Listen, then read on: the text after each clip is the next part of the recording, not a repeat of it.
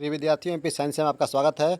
आइए आज हम लोग देखेंगे जो क्लास 10th के फिजिक्स है उसका जो है भारतीय बोर्ड की किताब जो है उसका लेसन 6 का पूरा विस्तार से स्टडी करेंगे और साथ ही साथ जो मेन रूप से प्रश्नोत्तरी है उसको हम देखेंगे। सभी का हम लोग जो है वो देखेंगे कि कौन कौन सा महत्वपूर्ण प्रश्न है उसको हम लोग देखेंगे भारतीय बोर्ड का पूरा फिजिक्स का। ठीक है, लेसन 6 के लिए चलिए देने करते स्टार्ट करते हैं। तो इसमें हम लोग आज देखिए टोटल हम लोग को पढ़ना, टोटल कितने पार्ट पढ़ने हैं? तो टोटल हम लोग को 6 पार्ट पढ़ने हैं। प्रकाश का परावर्तन, प्रकाश का अपवर्तन, मानव नेत्र वायुमंडलीय अपवर्तन और वर्ण विक्षेपण, ठीक ना, विद्युत धारा का चुंबकीय प्रभाव, ऊर्जा के स्रोत। फटाफट अंदाज हम लोग रिवीजन करेंगे और लेसन 6 जो है उसका प्रश्नोत्तरी को देखेंगे। ठीक है, चलिए देखते हैं। तो इसमें टोटल जो भी ऊर्जा के स्रोत है, आप सभी जानते हैं कि जो कार्य करने की क्षमता है उसको ऊर्जा कहते हैं। और जो ऊर्जा उसके मुख्य रूप से दो स्रोत हैं, एक होता है नवीकरणीय और एक होता है अनवीकरणीय। तो हम लोग जो है प्रश्नोत्तरी है उसको आइए देखते हैं कौन कौन से प्रश्न हैं और उसके क्या क्या उत्तर हैं।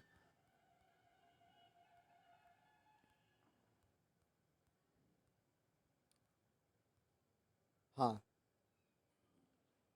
सबसे पहला प्रश्न है कि ऊर्जा किसे कहते हैं?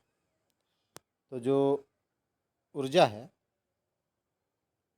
ऊर्जा है, हालांकि दीर्घऊ होगा, ठीक है ना, आप लोग दीर्घऊ का लिखिएगा। ऊर्जा ऊर्जा किसे कहते हैं? तो कार्य करने की क्षमता को ऊर्जा कहते हैं, एनर्जी कहते हैं। अब है कि ऊर्जा के 5 स्रोत का नाम लिखिए। तो ऊर्जा के 5 स्रोत है सूरज, कोयला, पेट्रोल, एलपीजी गैस, प्राकृतिक गैस। ठीक ना, आप चाहिए तो स्क्रीनशॉट ले सकते हैं।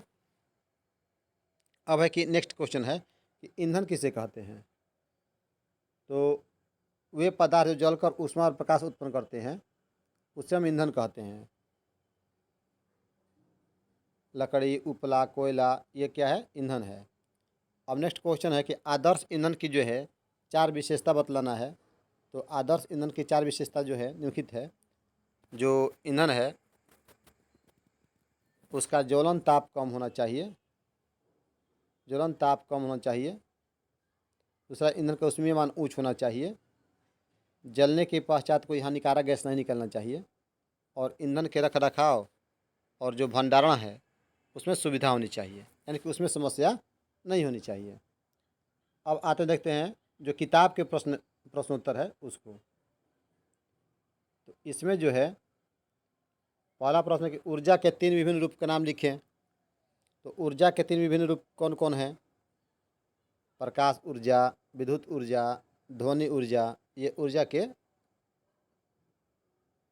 के रूप हो गया। अब है पवन में किस प्रकार की ऊर्जा होती है? तो पवन जो होती है ऊर्जा ध्रुवकार से लिखिएगा स्टूडेंट्स। पवन को होती है गतिज ऊर्जा। अगला प्रश्न है कि पवन ऊर्जा उत्पन्न करने के लिए पवन की चाल लगभग कितनी होनी चाहिए? तो कम से कम जो है 15 किलोमीटर जो है वो पवन की चाल 15 किलोमीटर प्रति घंटा जो है होना चाहिए। अगला प्रश्न है कि जीवाश्म ईंधन ऊर्जा के नवीकरणीय स्रोत है कि या अनवीकरणीय? तो अनवीकरणीय स्रोत है। जल विद्युत संयंत्र में पानी की किस ऊर्जा का उपयोग टरबाइन को चलाकर विद्युत उत्पन्न में किया जाता है? तो स्थितिज ऊर्जा का होता है। ठीक ना। अब क्या गोबर गैस ऊर्जा का नवीकरणीय स्रोत है? हाँ, क्योंकि ऊर्जा को हम तैयार कर सकते हैं। अगला प्रश्न है कि 2 विधियों के नाम लिखें जिनके द्वारा पानी का उपयोग जल विद्युत उत्पन्न करने में होता है। तो महासागर तापीय ऊर्जा और जल शक्ति संयंत्र। नेक्स्ट क्वेश्चन देखते हैं। जीवाश्म ईंधन की ऊर्जा का अंतिम स्रोत क्या है? तो प्राकृतिक गैस। बायोगैस का मुख्य घटक क्या है? तो मीथेन है। मीथेन का सूत्र क्या होता है? CH4 होता है। सौर ऊर्जा की कोई एक विशेषता बताइए। तो सौर ऊर्जा नवीकरणीय स्रोत है, यह समाप्त नहीं होगा। अगला प्रश्न है कि बॉक्स प्रकार के सौर कुकर में ताप की सीमा क्या है जो वह 2 से 3 घंटे में प्राप्त कर लेती है? तो वह जो है 100 से 140 डिग्री सी। अगला प्रश्न है कि अवतल उत्तल समतल दर्पण में कौन सा दर्पण सौर कुकर में सबसे अधिक उपयुक्त होता है और क्यों? तो समतल दर्पण का, क्योंकि इसे विशेष कोण पर रखने से प्रकाश के साथ ऊर्जा भी बॉक्स के भीतर जो है अतंधित होता है। अगला प्रश्न है सौर सेल ऊर्जा के एक रूप को दूसरे रूप में बदलता है। ऊर्जा के 2 रूप क्या है? तो प्रकाश ऊर्जा और विद्युत ऊर्जा। एक प्रारूपी सौर सेल कितनी वोल्टता एवं कितनी विद्युत ऊर्जा का उत्पन्न करता है? तो 0.5 से लेकर के 1 वोल्ट उत्पन्न करता है और 1 वाट जो है कि उस विद्युत ऊर्जा की शक्ति का उत्पन्न करता है। ईंधन से ऊर्जा को किस प्रक्रिया द्वारा उत्पन्न किया जाता है? तो ईंधन के दहन द्वारा उत्पन्न किया जाता है। अगला प्रश्न है, बहुत ही ये जो क्वेश्चन है वो VVI है, ठीक ना, कि ग्रीन हाउस गैस कौन सी है? तो देखिए ग्रीन हाउस गैस CO2 है, जलवाष्प है और CH4 है। तीनों जो है ग्रीन हाउस गैस है। इलेक्ट्रॉनिक उपकरणों से किस प्रकार की ऊर्जा प्राप्त होती है? तो विद्युत ऊर्जा। नेक्स्ट क्वेश्चन है 18 में, उस प्रक्रिया का नाम लिखिए जिसके द्वारा सूर्य अपनी ऊर्जा उत्पन्न करता है। तो नाभिकीय संलयन द्वारा। जानते हैं ना, सूर्य जो होता है ना उसमें होता है हाइड्रोजन जो हीलियम बदलता है। छोटा नाभिक बड़ा नाभिक बदलता है, इसलिए इसको नाभिकीय संलयन कहते हैं। और नाभिकीय संलयन जो है वो उच्च ताप पर होता है। यदि वायुमंडल की ऊपरी परत 100 जूल सौर ऊर्जा प्राप्त करता है तो इससे कितनी ऊर्जा पृथ्वी की सतह पर पहुंचती है? तो 47 जूल पहुंचती है। उच्चतर ताप पर कौन सी प्रक्रिया पूरी की जाती है? नाभिकीय विखंडन की नाभिकीय संलयन, तो संलयन। अब चलते हैं अगला प्रश्न, ऊर्जा का अच्छा स्रोत कौन सा है? तो देखिए ऊर्जा जो है, ऊर्जा का अच्छा स्रोत वह होगा जिसमें निम्नलिखित विशेषता होनी चाहिए। पहला, कि नवीकरणीय स्रोत हो। ऊर्जा स्रोत उपयोग से हानिकारक गैस की उत्पत्ति नहीं होनी चाहिए। इसके रख रखाव, भंडारण और उपयोग में सुविधा होनी चाहिए। सस्ता सुविधा उपलब्ध होना चाहिए, कोई तरह का दिक्कत नहीं होनी चाहिए। अगला प्रश्न है कि जीवाश्म ईंधन क्या है, उदाहरण सहित लिखें। ये जो क्वेश्चन है स्टूडेंट्स, जीवाश्म ईंधन वाला, ये जो हमने इसको VVI चुना है, ये VVI क्वेश्चन है। तो आज से लाखों वर्ष पूर्व पेड़ पौधे और जंतुओं के जमीन के नीचे दबने से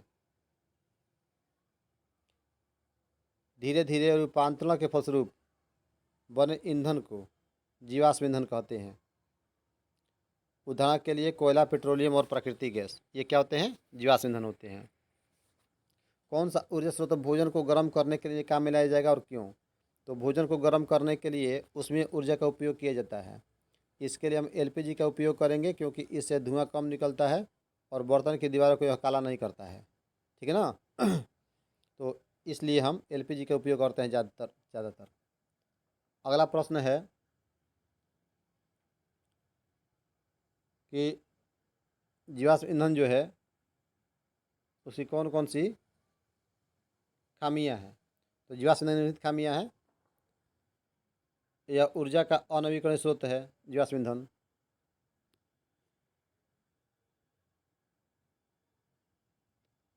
और इसके जलने के पश्चात हानिकारक एवं विषैला गैस की उत्पत्ति होती है जिससे वायु प्रदूषित होता है।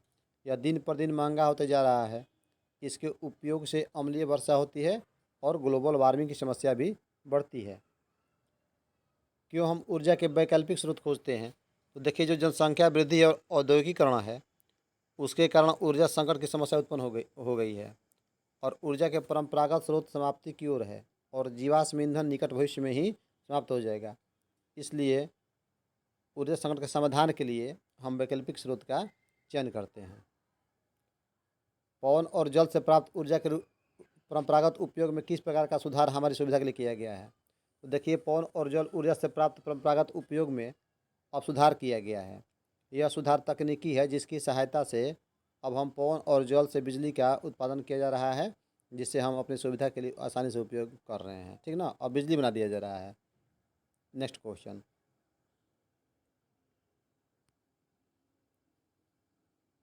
प्रश्न है कि नदियों पर बांध बनाकर जल विद्युत उत्पादन के 2 लाभ और 2 हानि को बताइए। एक बात ध्यान दीजिएगा, कोई भी ऊर्जा स्रोत है तो उसका हम उपयोग करेंगे तो लाभ और हानि दोनों होता है। इसी बात को इस पाठ में समझ लेना है। तो 2 लाभ कौन कौन से हैं? तो पहला लाभ हो गया कि जल विद्युत का ऊर्जा का एक नवीकरणीय स्रोत है, इसमें ईंधन नहीं लगता है और जल से विद्युत ऊर्जा प्राप्त करने पर पर्यावरण में प्रदूषण उत्पन्न नहीं होता है। और हानि क्या है कि पर्यावरण असंतुलित हो जाता है। बहुत से पौधे, मकान एवं जंतु बांध बनाने के कारण वहाँ से हटाना पड़ता है या डूब जाता है, ठीक है। अब है कि ऊर्जा जो महासागर से प्राप्त की जाती है कि क्या सीमा है।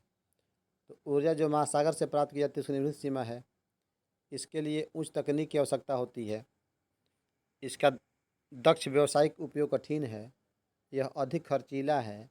सुनामी जैसे आपदा के समय में संयंत्र को काफ़ी नुकसान पहुंचता है। भूउष्मीय ऊर्जा क्या है? तो पृथ्वी के सतह के नीचे भूवैज्ञानिकों कारणों से परिवर्तनों के कारण गहरे गर्म क्षेत्र बन जाते हैं, जिसे हॉट स्पॉट कहते हैं। और इससे जो ऊर्जा प्राप्त होती है उसे ही हम भूउष्मीय ऊर्जा कहते हैं। अगला प्रश्न है,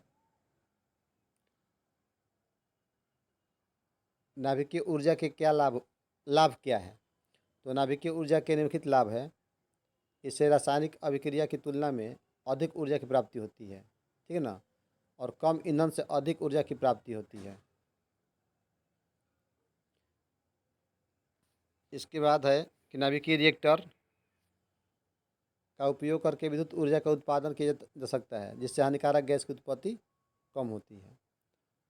अब है कि क्या ऊर्जा का कोई स्रोत प्रदूषण मुक्त हो सकता है, क्यों अथवा क्यों नहीं? तो ऊर्जा का कोई स्रोत प्रदूषण मुक्त नहीं हो सकता है, या हो सकता है किसी से कम प्रदूषण होता है तो किसी से ज़्यादा ज़्यादा होता है। जैसे सौर सेल से कम प्रदूषण होता है और सौर प्लेट बनाने की फैक्ट्रियों से कुछ प्रदूषण जरूर होता है।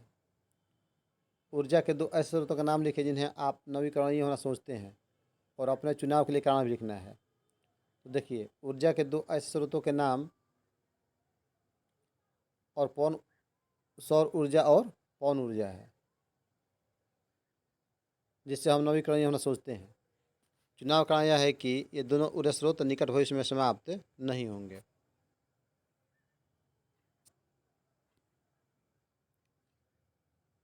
अगला प्रश्न है,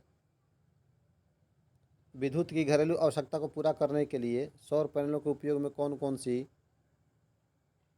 रुकावटें हैं? तो जो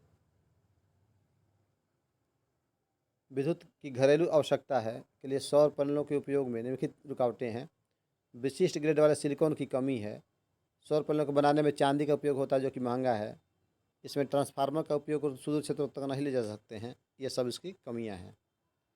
ठंडे और ध्रुवीय प्रदेशों में ये काम नहीं करेगा। नेक्स्ट क्वेश्चन है, ऊर्जा के दो ऐसे स्रोतों का नाम बताइए जिन्हें आप समाप्त होने वाला समझते हैं, अपने चुनाव के कारण लिखें। तो ऊर्जा के दो ऐसे स्रोत के नाम कोयला और पेट्रोलियम है, जिससे हम समाप्त होने वाला समझते हैं। हमारे चुनाव का कारण यह है कि कोयला और पेट्रोलियम बनने में लाखों लाखों वर्ष लग जाता है और इसका खान नियत है, इसे फिर से बनाया नहीं जा सकता है। सौर कुकर के उपयोग के लाभ और हानि क्या है? ऐसे स्थान हैं जहां सौर कुकरों की सीमित उपयोगिता होगी। तो सौर कुकर के लाभ और हानि निम्नलिखित है। सौर कुकर के लाभ,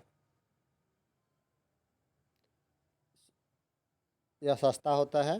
विभिन्न खाद्य पदार्थों का एक ही साथ पकाया जा सकता है। इससे ईंधन की बचत होती है। इसके प्रदूषण नहीं होता है। और हानि, इसका उपयोग रात के समय या ठंडा प्रदेशों में नहीं किया जा सकता है। जाड़े और बरसात वाले दिनों में इसे भोजन पकाने में काफ़ी दिक्कत होती है। भोजन को तलने या रोटी पकाने के लिए इसका उपयोग नहीं किया जा सकता है। यह सिर्फ गर्म जलवायु वाले क्षेत्रों में ही प्रभावकारी होता है। 19 क्वेश्चन देखते हैं, ऊर्जा की बढ़ती मांग के पर्यावरणीय परिणाम क्या है? ऊर्जा खपत कम करने के लिए सुझाव क्या होंगे? तो देखिए, ऊर्जा की बढ़ती मांग के कारण जीवाश्म ईंधन का उपयोग बढ़ा है, जिसके हानिकारक गैस की मात्रा वायुमंडल में बढ़ गई है। इससे ग्लोबल वार्मिंग जैसे समस्या उत्पन्न हो गई है। अब ऊर्जा के वैकल्पिक स्रोत खोजे जा रहे हैं, लेकिन यह अधिक खर्चीला है। ऊर्जा की खपत कम करने के लिए हमारा सुझाव निम्नलिखित है। उच्च तकनीक का उपयोग करेंगे।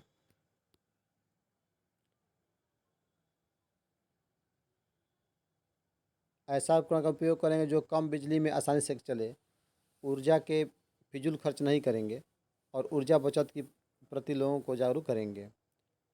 शारीरिक कार्यों को करने के लिए विभिन्न विद्युत साधनों को चलाने के लिए कौन सी ऊर्जा की आवश्यकता होती है? तो देखिए, शारीरिक कार्यों को करने के लिए पेशीय ऊर्जा, विद्युत संयंत्रों को चलाने के लिए विद्युत ऊर्जा, भोजन पकाने के लिए उसमें ऊर्जा की, अथवा वाहन चलाने के लिए भी उसमें ऊर्जा की आवश्यकता होती है। बायोगैस किसका मिश्रण है, इसमें कितना % मीथेन होता है। तो ये देखिए स्टूडेंट क्वेश्चन जो है वीवीआई है, वीवीआई ये क्वेश्चन है। Biogas methane carbon dioxide, hydrogen और हाइड्रोजन सल्फाइड आदि का मिश्रण है। इसमें 75% तक मीथेन होता है, ठीक ना, CH4 होता है। चूँकि ये जलकर पर्याप्त मात्रा में ऊष्मा प्रदान करता है, इसलिए इसका उपयोग ईंधन के रूप में किया जाता है। सरदार सरोवर नदी परियोजना किस नदी पर है, तो नर्मदा नदी गुजरात पर है। नेक्स्ट क्वेश्चन है कि टेहरी बांध परियोजना किस नदी पर है, तो टेहरी बांध परियोजना जो है गंगा नदी पर है, उत्तराखंड में है। भारी जल का सूत्र क्या होता है, तो D2O होता है। हाइड्रोजन के कितने समस्थानिक हैं, 3 समस्थानिक है, प्रोटियम, ड्यूटेरियम, ट्राइटियम। तो स्टूडेंट्स आज का अंक में इतना ही। Thank you very much. उम्मीद किया कि चैनल आपको पसंद आया होगा। आप कमेंट करें। लिए जो 6 लेसन का पूरा है क्वेश्चन उत्तर हो गया, आप इस प्रकार से पढ़ेंगे, उसको आप स्क्रीनशॉट लेकर के आप फेयर लिख सकते हैं। ठीक है, तो आज का अंक में इतना ही। आप इसे शेयर भी करें, कमेंट भी करें, लाइक भी करें। Thank you very much student, आज के अंक में इतना ही।